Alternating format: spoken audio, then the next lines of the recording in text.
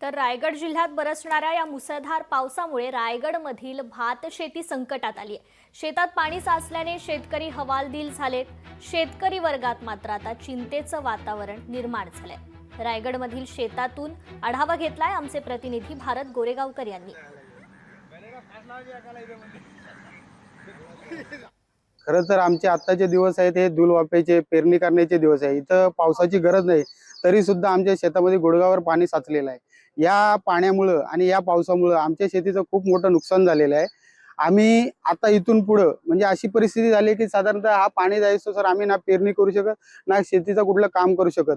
यामुळे आमच्या पुढील म्हणजे शेतकऱ्यांसाठी खूपच म्हणजे वाटोळे झाल्यासारखी परिस्थिती निर्माण झाली। त्यामुळं या पावसाचा खूप मोठा फटका आमच्या शेतीला झालेला आहे। हा अचानक आलेला पाऊस आहे आणि याच्यामुळं आमच्या शेतकऱ्याची बराचशी नुकसानी झालेली आहे।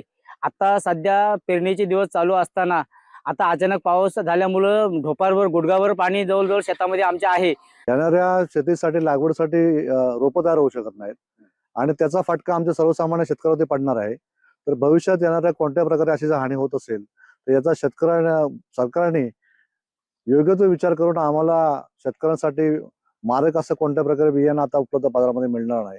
आणि त्यासाठी आपण आपल्या सरकारला विनंती करत आहोत की आपण निसर्गाच्या बाबतीत तर विचार करावा किंवा आमच्या शेतकऱ्यांचा जेणेकरून जो नुकसानी होणार आहे त्याच्या बाबतीत पुढील विचार करावा असं आपल्याला विनंती करत आहोत।